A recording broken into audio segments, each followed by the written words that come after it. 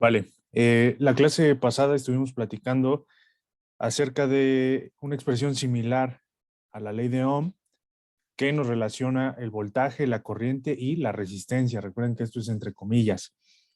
Lo estuvimos buscando tanto para resistores, condensadores e inductores. Si recordamos, yo saqué esta de aquí, la del inductor, y a ustedes les tocaba sacar la del condensador. Entonces vamos a ver ahorita si les salió bien. Pero antes de eso, vamos a hacer un breve repaso. Aquí tenemos la ley de Ohm para elementos resistivos, puramente resistivos. Entonces, si observan, aquí tengo una V minúscula, una I minúscula. Esto significa que son elementos temporales. Y la característica principal que tenemos es que para sistemas en alterna, tanto el voltaje como la corriente van a estar en fase, ¿sí? ¿Qué significa esto? Que cuando uno comienza, cuando uno va cruzando por cero, el otro igual va cruzando por cero, ¿sí? Cuando el otro cae y vuelve a cruzar por cero, el otro hace lo mismo. Eso significa que tienen la misma fase. Si los viéramos como una expresión, pues esto sería algo de la forma, por ejemplo, el voltaje. No en esto, el voltaje tendría una forma A coseno de omega t menos una cierta fase, ¿sí? Vamos a llamar phi. Vamos a ponerle un subíndice para identificarlo. Este le vamos a poner un 1.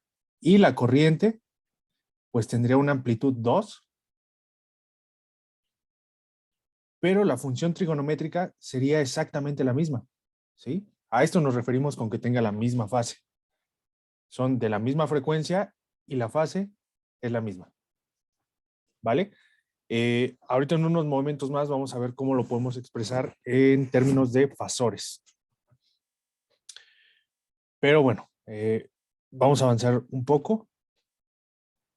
Aquí tenemos el capacitor o el condensador.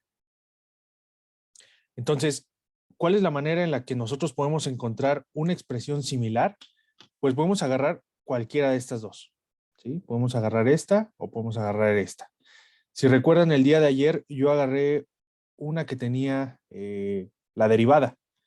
Entonces, vamos a intentar hacerlo por ahí, por la derivada. Tenemos la transformada de Laplace de la corriente igual a la transformada de Laplace de C derivada de B con respecto al tiempo, ¿sí? La transformada de esta función, pues ya sabemos que es I de S directamente, ¿sí? Aquí tenemos una constante, tenemos C, y la transformada de la derivada con condiciones iniciales igual a 0 va a ser S V de S, ¿sí? Y si recordamos, lo que estábamos buscando es una expresión similar a esta, voltaje entre corriente. Entonces, si yo dejo aquí voltaje entre corriente, pues es como si esta corriente de aquí pasara dividiendo de este lado y este término pasara dividiendo a este otro lado. Entonces, esto nos queda 1 sobre SC.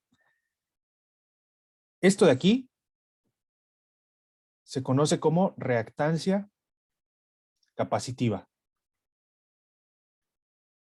Y de nuevo, es una impedancia. O como dijimos anteriormente, entre comillas, es una resistencia. Entonces, ahora sí viene. ¿Por qué es una resistencia? Vamos a hacer esto. Importante. Esta reactancia se denota con la letra XC. Vamos a llevar esta expresión de Laplace a Fourier. Entonces, lo que vamos a hacer es evaluar S en J omega y esto nos va a quedar 1 sobre SC evaluado en J omega. Pues esto simplemente va a ser 1 sobre J omega por C. Si recordamos nuestras clases, nuestras primeras clases con números complejos, pues sabemos que no podemos tener la unidad de los imaginarios en el denominador. Entonces, lo que vamos a hacer es multiplicar y dividir por esa unidad, ¿sí? J por J me da un -1, aquí me queda J, y aquí tengo omega C. Esta es la expresión, donde omega va a ser la frecuencia angular. No se preocupen si no se acuerdan bien qué es la frecuencia angular, ahorita les va a quedar claro. Entonces, tenemos la frecuencia angular que está asociada con la frecuencia lineal de esta forma. 2pi por la frecuencia o 2pi entre el periodo. ¿Vale? Entonces, ¿qué significa esto? Significa que esta reactancia, este elemento resistivo, va a cambiar su valor de resistencia de acuerdo con la frecuencia que nosotros tengamos aquí. ¿Sí? Entonces, ¿qué va a suceder, por ejemplo, si nosotros agarramos esto? El límite cuando omega tiende a 0 de XC. Pues esto es el límite cuando omega tiende a 0 de... vamos a agarrar nada más la magnitud de esto, ¿sí? De 1 sobre, vamos a ponerlo acá, así en magnitud, 1 sobre omega C. Entonces, como ustedes se dan cuenta, al evaluar esta expresión, cuando esta omega tiende a 0, pues me va a hacer que el denominador sea 0, por lo cual este número tiende a ser tremendamente grande. Es decir, esto tiende a infinito. ¿Qué significa? Que cuando la frecuencia es pero muy baja, la reactancia capacitiva se va a comportar como un circuito abierto. Inclusive, si nosotros vemos el símbolo, imaginemos aquí que le conectamos, por ejemplo, una fuente, pues es realmente eso, ¿no? O sea, es un circuito abierto. Esta es una fuente, ¿no? De directa, es decir, omega prácticamente es 0. Entonces, pues se está comportando como un circuito abierto, ¿sí? Por otro lado, ¿qué va a suceder si yo evalúo el límite cuando omega tiende a infinito? Voy a agarrar ya directamente 1 sobre omega C. Se fijan que el denominador tiende a infinito y por tanto 1 entre algo muy grande, pues esto es un 0. Entonces, para frecuencias muy grandes, el capacitor se va a comportar como si fuera un cortocircuito. ¿Sí? ¿Por qué es importante esto? Déjenme... Vamos a ver cómo podemos borrar un poco aquí.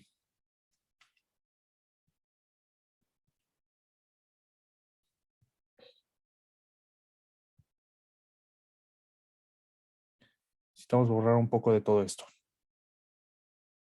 ¿Por qué es importante esto? Bueno, resulta que en algunas aplicaciones, específicamente en corriente alterna, pues nosotros vamos a buscar instalar capacitores o bancos de capacitores, es decir, necesitamos instalar uno o varios capacitores, ¿sí?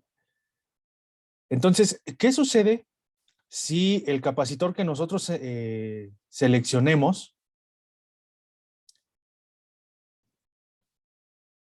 tiene la peculiaridad que para cierta frecuencia se comporta como si fuera una resistencia muy baja? ¿Sí me explico? Esto va a suceder principalmente con sistemas eléctricos de potencia, donde nosotros tenemos una fuente y de este lado vamos a suponer que tenemos un motor. El motor, para que funcione, requiere un cierto campo magnético, ¿sí? Entonces, para generar este cierto campo magnético, le va a exigir a esta fuente, además de la potencia real, que es la que se convierte en trabajo, una potencia que se llama potencia reactiva, que se denota con la letra Q, ¿sí? Entonces, se fijan que además de la potencia que se convierte en trabajo, requiere otra potencia extra para generar esos campos magnéticos.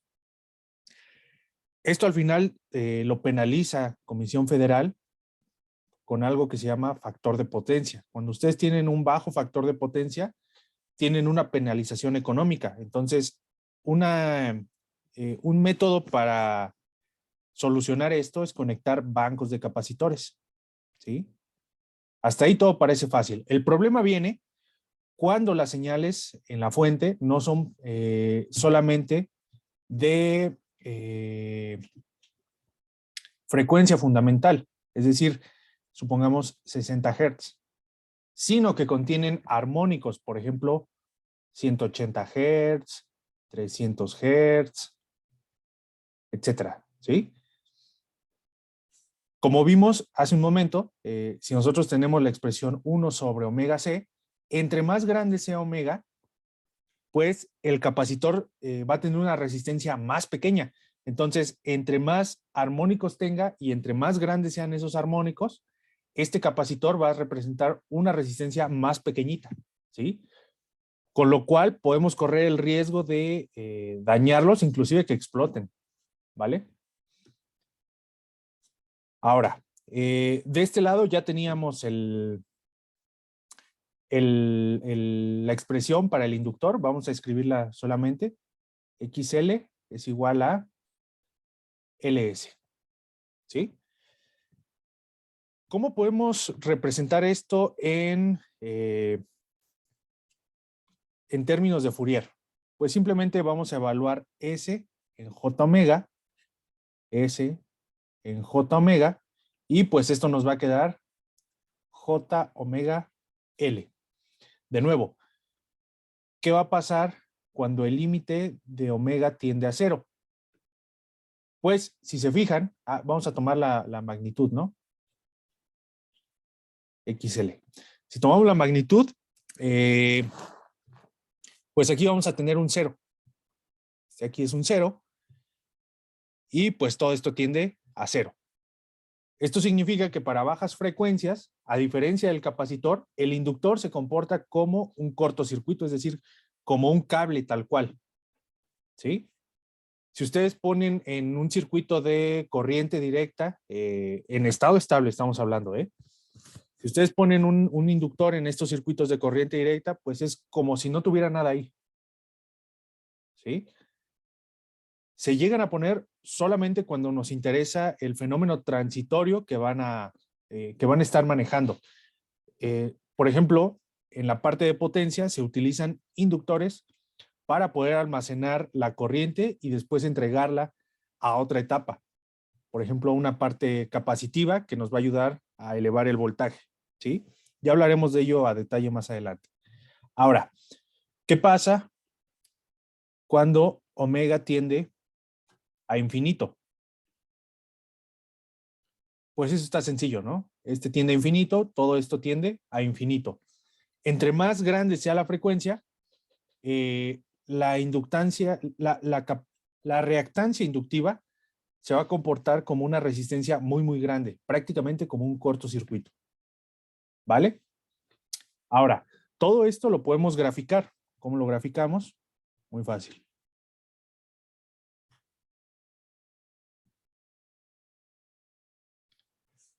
Voy a apuntar por aquí. Tenemos reactancia inductiva.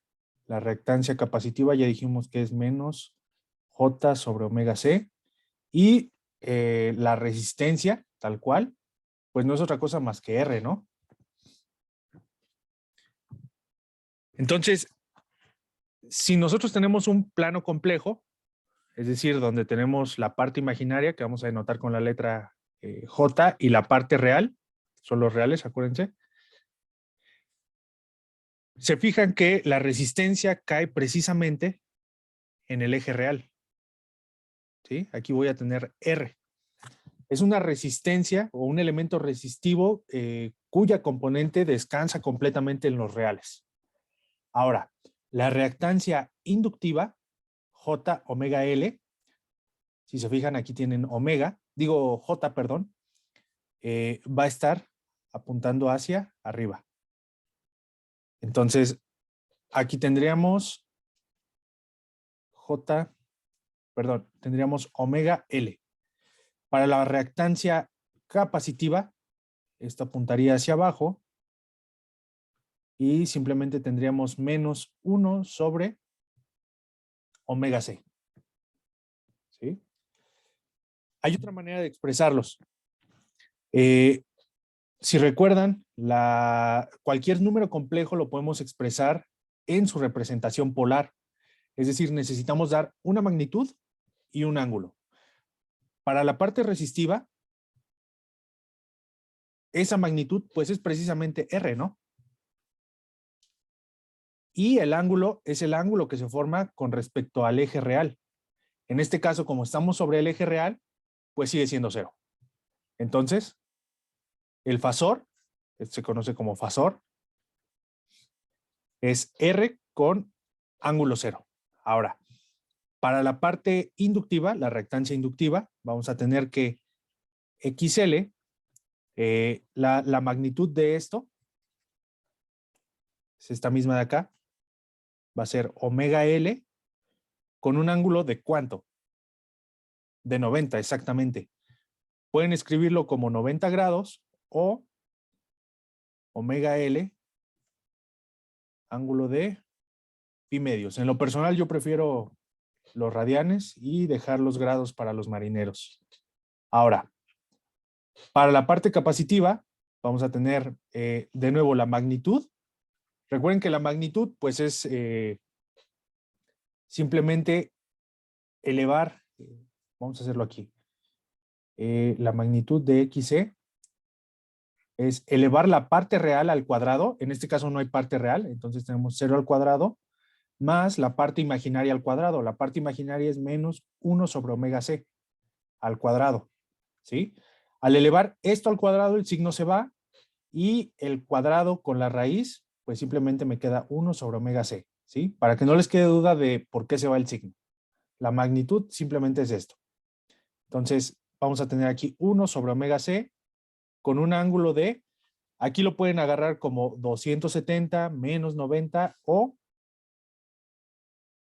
3 pi medios. Cualquiera les funciona. ¿Vale?